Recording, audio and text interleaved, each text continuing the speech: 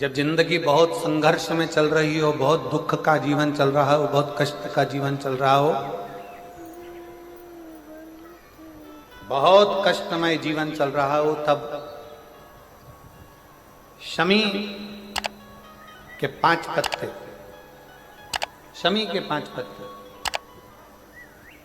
एक दुर्वा के साथ एक अक्षत चावल का एक दाना, वो भी हल्दी में भिंगोया हुआ हो या केसर में भिंगोया हुआ हो,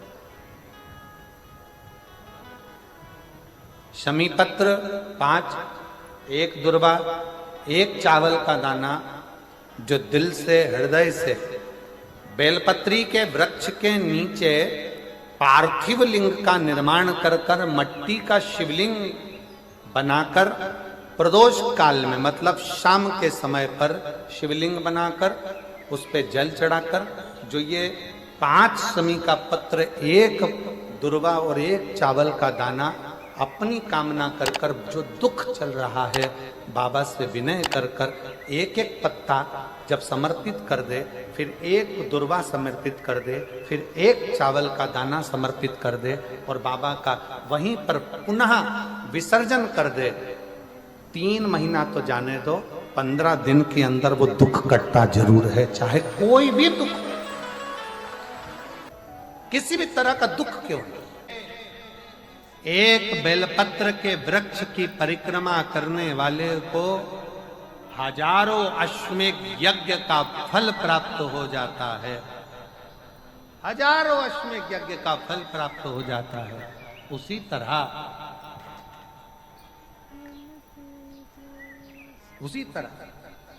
एक पार्थिव लिंग का निर्माण करने वाले को, मिट्टी का शिवलिंग का निर्माण कर कर पूजन करने वालों को 12 ज्योतिर्लिंग के शिवलिंग के दर्शन का पुण्य फल प्राप्त। बहुत ध्यान लगाकर सुनिएगा। एक बेलपत्री और उस बेलपत्री में एक चंदन की बिंदी और एक अक्षत का दाना मात्र रखकर भी अगर शिवालय पर चढ़ा दी जाती है, एक बेलपत्री, एक चंदन का बिंदी, और चंदन फिर निवेदन करेंगे। आज के जमाने में तुम लोग सब घिसा घिसाया, पड़ा पड़ाया, डब्बी का सामान ले लेकर, वो नहीं, चंदन की मुठिया रखो, थोड़ा सा भी घिसो, जरा सा भी घिसो, उसकी एक बिंदी और एक चावल का दाना, जब हम भगवान देवाधिदेव महादेव को समर्पित करते हैं, अपनी कामना कर कर समर्पित करते हैं, तो निश्चितता है, पुराण की कथा कहती है, शंकर भगवान उसका फल शीघ्र प्रदान कर देते हैं। भले आपने कुछ करा ना करा, उसका फल तुम्हें मिल जाए। में जाना, लोटा भरकर जल समर्पित करना, और कभी तुम्हारे जीवन में अगर तुमको लग रहा है कि मैं दुखों से पीछा छूट ही नहीं रहा, तब उस जगह पर बेलपत्री के मध्य भाग में पीला चंदन, ये जो पत्ती है और ये 2 पत्ती हैं, ये बड़ी पत्ती और ये बीच की जो 2 पत्ती हैं, इसके बीच में जो डंडी का भाग रहता है, जो बीच में डंडी का जो भाग है, बड़ी पत्ती और ये 2 छोटी पत्ती के मध्य में जो डंडी का भाग है, उस डंडी के भाग में पीला चंदन और एक अक्षत पीला, शंकर भगवान को आप अगर प्रदोष काल में समर्पित कर रहे हैं, तो ये निश्चित है कि धीरे धीरे कर कर वो दुख समाप्त होगा, वो दुख कटेगा ही। प्रकट वर्णन किया गया शंकर भगवान की आराधना में, शिव की आराधना में, जब तुम्हें लगता है कि तुम्हारा व्यापार नहीं चल रहा, कोई तुम्हें धोखा दे रहा है, लक्ष्मी नहीं आ रही, बहुत चिंता में पड़े हुए हो, बहुत टेंशन में जिंदगी चल रही है, बहुत बीमारियां तुमको घेर ली है और चारों तरफ अंधेरा ही अंधेरा नजर आ रहा है, तुमने विचार करा अब मैं तो मर जाऊं तो अच्छा, मैं सुसाइड कर लूं तो अच्छा, मैं मर जाऊं तो अच्छा, तो मरने से पहले एक काम कर कर देखना, शंकर भगवान की आराधना कर कर देखना, शिव पर एक लोटा जल चढ़ा कर देखना, और ज्यादा चिंता, ज्यादा टेंशन हो तो बेलपत्री के जड़ को घिसकर उसका चंदन बनाकर शंकर को लेपन कर कर उसकी भी आराधना कर कर देखना कि बेल चंदन का फल क्या। बेलपत्र, एक बेल, ये कोई साधारण नहीं, एक बेलपत्र एक बेल, ये कोई साधारण नहीं, एक बेल। इसकी नीचे की डंडी से लेकर ये दो पत्तियां जहां लगी हैं और दो पत्ती से लेकर ये बीच की जो पत्ती है उसमें जो गैप है, उसमें जो जगह है, दिख रही है आपको? ये दो पत्ती से लेकर बीच की पत्ती के बीच में जो जगह खाली रहती है, 33 कोटि देवी देवताओं विराजमान रहते हैं इस बीच की जगह में। जब शिव जी को चढ़ाया जाता है तब इस पत्ती के बीच की जगह शंकर के शिवलिंग पर रखा जाता है। तो शिव जी इतने प्रसन्न होते हैं कि मेरी स्तुति करने के लिए ये भक्त 33 कोटि देवताओं को लेकर आया है, मेरी स्तुति करने के लिए। लोग चावल लाए, लोग अंबारियां लाए, धन लाए, दौलत लाए, संपदा लाए, पर एक शंकर का भक्त ऐसा होता है जो एक बेलपत्री के रूप में 33 कोटि देवताओं को, 64 योगिनियों को, आदि शक्तियों को शंकर को समर्पित करता है। कितना सुंदर संवाद है, कितना सुंदर बात कही कि भूल से किसी तीर्थ में नहीं गए, कहीं हमने गौदान नहीं करा, कहीं हम किसी तीर्थ में नहीं गए, हमने कहीं गौदान नहीं करा, हमने कहीं ब्राह्मण भोजन नहीं कराया, हम कहीं गंगा यमुना कावेरी सरस्वती नर्मदा छिपरा पुण्यवान नदी में हम स्नान नहीं कर पाए। शिव महापुराण की कथा कहती है भूलवश भी अगर पिपलेश्वर या बटकेश्वर किसी शिवालय पर भूल से भी अगर एक लोटा जल चढ़ जाता है तो देव अधिदेव महादेव सारे तीर्थों का फल अपने आप प्रदान कर देते हैं। भूल से भी चढ़,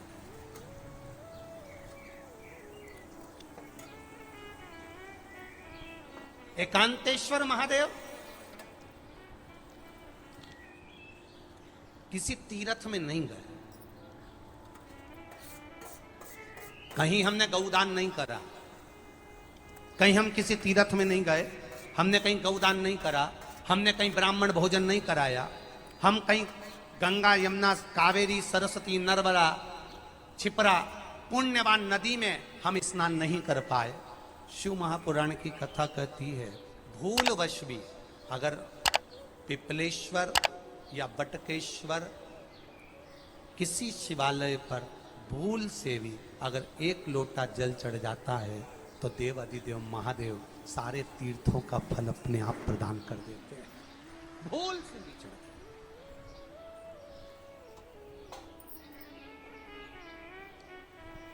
एकांतेश्वर महादेव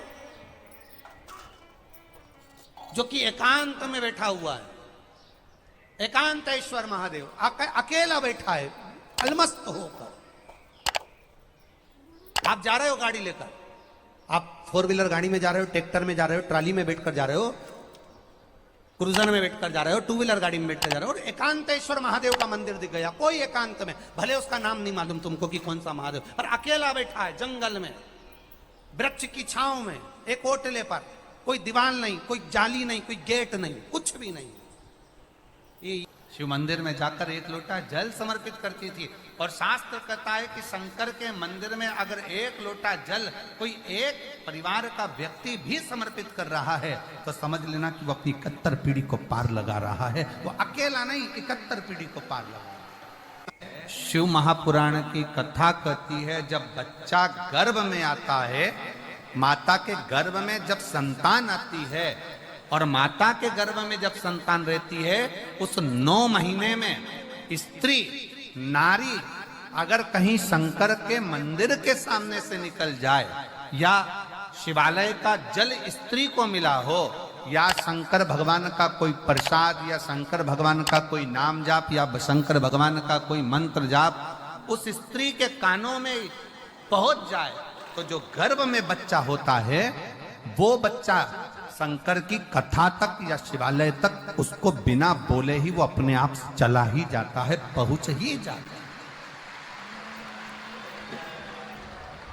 उस गर्भ में रहने वाले बच्चे को भगवान शंकर के मंदिर के सामने से भी कोई गर्भवती स्त्री निकल कर चली जाती है तो उसका भी फल उसको प्राप्त हो जाता है।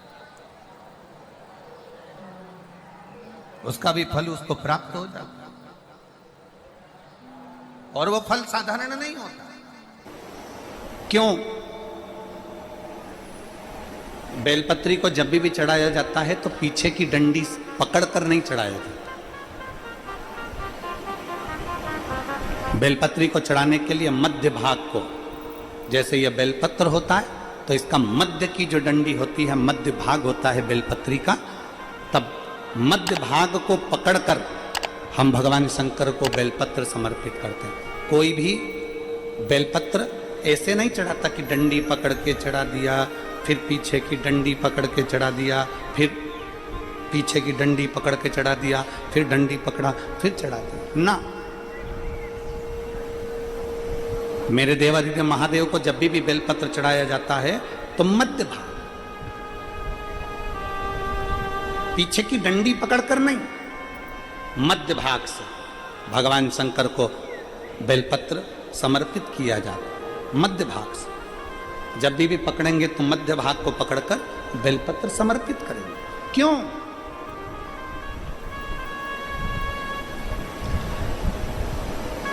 क्योंकि हमने भगवान शिव को मध्य भाग पकड़कर इसलिए समर्पित करा कि ये केवल बेलपत्र का मध्य भाग नहीं है मेरे शंभू, मेरे हृदय के मध्य भाग को मैं आपके चरणों में समर्पित कर रही हूं। मेरा दिल, मेरा हृदय, मेरा चित्त मैं आपको दे रही हूं। मध्य भाग एक विश्वास के साथ दे रही हूं। इतनी सुंदर बात नंदी ने कही है। नंदी ने ये बात जो कही वो वास्तव में बड़ी सुंदर है कि मान लो यदि कोई कार्य तुम्हारा हो नहीं रहा और पूरी दुनिया में तुमने कर कर देख लिया, बहुत प्रयास कर कर देख लिया, तो भी वो कार्य अगर तुम्हारा नहीं होता, तो फिर एक काम करो कि शिव की स्तुति करो, शंकर की स्तुति, शंकर का गुणगान, शंकर की भक्ति, शंकर का स्मरण।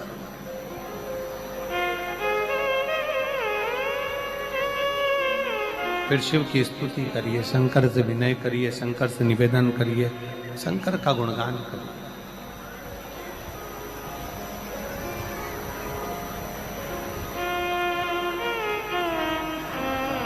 पर भगवान की भक्ति होती कब? जितने आस्था चैनल पर कथा सुन रहे हैं, जितने फेसबुक यूट्यूब पर कथा सुन रहे हैं, जितने पंडाल में बैठकर शिव भक्त कथा को रसपान कर रहे हैं, उनसे निवेदन करूंगा कि शंकर की भक्ति होती कब है, शंकर का स्मरण कब होता है, शंकर की भक्ति कब होती है, शंकर की कथा सुनने में मन कब लग सकता है? जब अपने भीतर की अभिमत्ता, अपने भीतर का अहम, अपने भीतर का अहंकार, अपने भीतर की आसक्ति, अपने भीतर का काम, अपने भीतर की तृष्णा जब दूर हो जाए तो समझो कि आप शिव में मन लगा बैठे। कितने सारे लोग बैठे हैं यहाँ पर कथा में, सब पंडालों के अंदर लोग शिव भक्त बैठे हुए हैं। कई लोग ऐसे भी होंगे जिनका आकर बैठ तो गए पर दिल नहीं लगता। दो जल व्यक्ति के जीवन को बदलते। कितने जल? जम के बोलो जरा। दो जल। एक देवादिदेव महादेव के लिए भरा गया एक लोटा जल, और दूसरा है स्वयं के लिए भरा गया एक लोटा जल।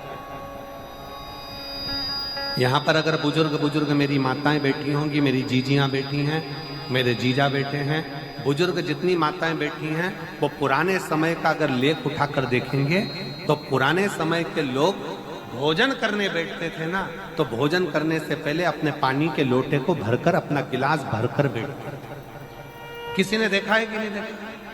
जम के बोलो जरा, देखा है आप लोगों ने?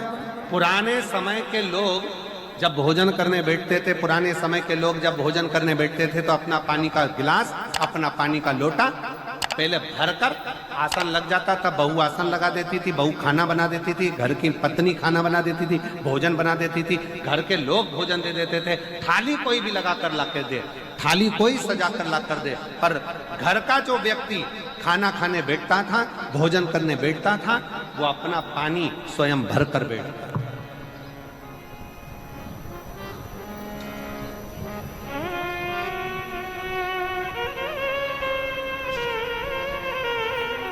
अब आज के जमाने में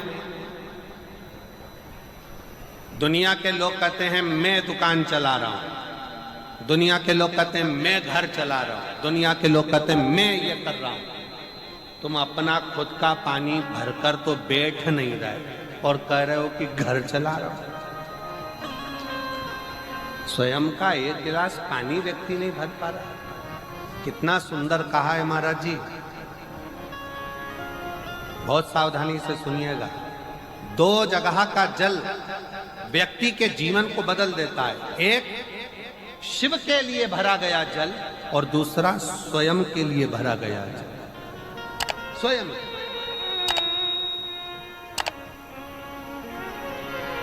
शंकर के मंदिर में जा रहे हो, एक लोटा जल अपने घर से भरकर लेकर चले जाओ और अपने घर में जब तुम भोजन करने बैठ रहे हो, जब तुम रोटी खाने बैठ रहे हो, भोजन करने बैठ रहे हो, भोजन ग्रहण करने बैठ रहे हो, जब तुम भोजन को ग्रहण करने के लिए बैठ रहे हो, तब अपने घर में जब तुम भोजन ग्रहण करने बैठ रहे हो तो एक लोटा जल या एक गिलास पानी भर कर बैठो।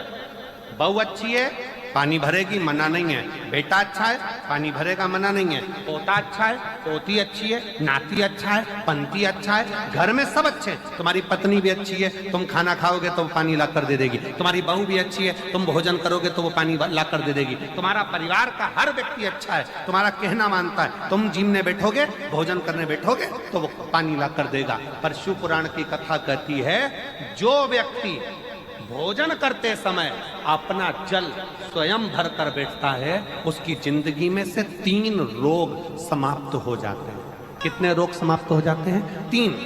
पहला, अपना जल स्वयं भर कर बैठने वाले के घुटने का कभी भी डॉक्टर उसके घुटने बदलने का बोलेगा ही नहीं, घुटना बदल ही नहीं सकता। स्वयं का जल भर कर बैठे। दूसरे नंबर पर, जिसकी रीढ़ की हड्डी में कमर से लेकर कंधे तक जिसकी हड्डी में दर्द होता हो, या जो सुबह सुबह सोकर उठता हो और उसके कंधे दुखते हो या पीठ दुखती हो। दूसरे नंबर का रीढ़ की हड्डी का दर्द। और तीसरे नंबर का, डॉक्टर को दवाई खा खा कर परेशान हो गए और आधा सिर का रोग, भुकुटी, ये भौएं दुखती हो, सिर दुखता हो, ये कान के पास का दर्द होता हो, तो अपना भोजन करते समय अपना पानी स्वयं भर कर बैठो। आपको ये 3 रोग से मुक्ति अपने आप मिलना प्रारंभ हो, अपने आप। अब किसी ने कहा, गुरुजी पत्नी पानी ला कर देती है, पति पानी ला कर देता है, बेटा पानी ला कर देता है, बहू पानी ला कर देती है, पोता पोती पानी ला कर देते हैं, नाती पंती पानी ला कर देते हैं, नौकर लगे घर में वो पानी ला कर देते हैं, सेवादार लगे घर में वो पानी ला कर देते हैं, तो हमको पानी लाना क्यों जरूरी है? तो अग्नि पुराण में वर्णन आता है कि जो घर में पानी जिस मटके में भरते हो, जिस हंडे में भरते हो, जिस बाल्टी में भरते हो, जिस टंकी में पानी भरते हो, पीने का पानी जिस हंडे में, मटके में, बल्टोई में, जिस गगरे में तुम भरते हो, वो स्थान पितरों का स्थान रहता है। जब हम पानी भरकर भोजन करने बैठते हैं तो हमारे पितर भी उस स्थान पर आकर निश्चित जगह पर बैठते हैं, और जब हम भोजन ग्रहण करते हैं तो हमारे पितरों के भाव का आशीर्वाद हमारे ऊपर पड़ जाता है, जिससे हमारे 3 दर्द समाप्त हो जाते। स्वयं भरो, स्वयं। अब आज का जमाना इतना विचित्र है कि नौकर चाकर, परिवार, घर इतना बड़ा हो गया। आज के जमाने में कोई सोफे पे से उठना पसंद नहीं करता, वहीं से आवाज लगा देते हैं, ला मेरा भोजन लगा दे, रोटी लाओ।